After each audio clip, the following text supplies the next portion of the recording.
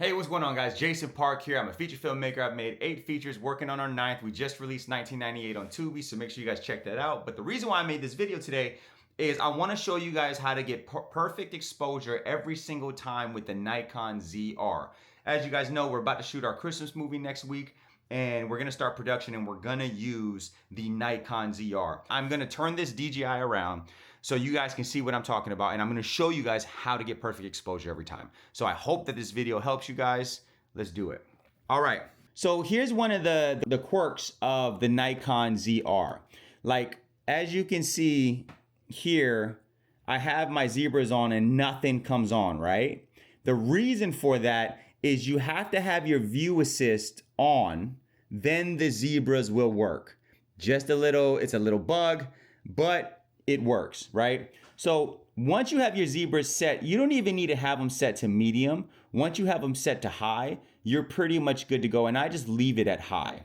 So if you want to lower, you want to get that perfect exposure, you're going to want to just go all the way down until the zebras go away, right? So that essentially would be your perfect exposure to have all the detail and the highlights. Now, here's the truth, guys.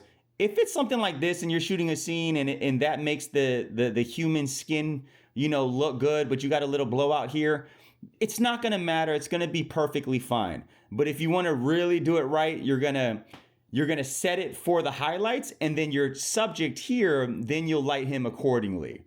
Now, here's what I use along with the zebras to make sure I get perfect exposure, and it's this little guy right here. With that waveform, as long as your data and your wave is below that first line up top and above that line on the bottom, then that means you're good. If you watch it right here, when I go lighter, watch the data go up. Look. Look, it's smashing against that roof. So when data on that waveform is up, that you're way overexposed, and you're losing all data.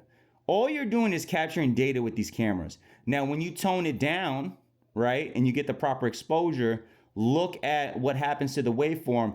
All of that highlight data on that first line up top goes down. Now, if you're too dark, you're going to see it smash against the floor, right? Look at that data. It just look, boom, it smashes to the floor. That means you have zero data in the shadows. So if you're within those lines, right, you really want your stuff kind of in that middle line, and you're pretty much good on the exposure.